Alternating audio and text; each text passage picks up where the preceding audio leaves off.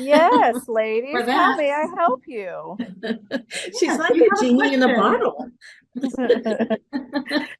um, there's had a few people requesting. So that first one that jumped out to you, Tracy, using prescription medicine, does it hinder your ability to speak to spirit guides like my third eye has not been opened?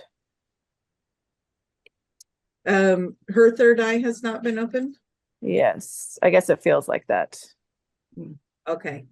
I was gonna say, Uh, how would you know?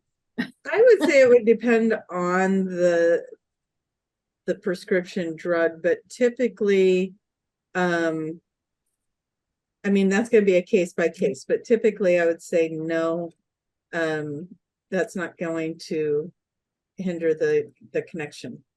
What do you think, Julia? I completely agree. I was just saying something on this morning about how we're constantly told by the higher self that they can neutralize and they can do things, they can work around things that Yeah. are in there. So if it's not something that, what am I going to say here?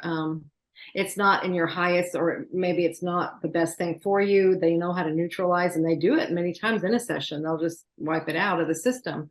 But they do work around these things. So knowing that, then I feel like, this is your goal and I'm wanting to make contact. I'm wanting to really build on this and everything. It'll be worked with you. Mm-hmm. Yeah.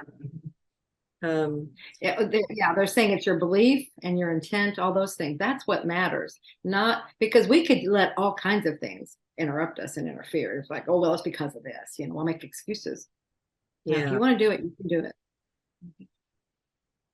Okay, so like I'm seeing pain medicine coming up in here and different things. If it's something that's going to make you groggy or sleepy, then yeah, probably because you're groggy and sleepy. But overall, just like what Julia was saying, there's going to be, if you're taking like I have parents that are on blood pressure medicine and things like that, that's not going to interfere with anything. Even if you're on a pain medicine, if it's not making, actually it might help because you're not in pain. So now you're freed up to be more comfortable and connect. As far as the third eye, not opening, it's probably more open than you think it is. And I usually find that in sessions too. It's just finding the understanding of what it is you are seeing.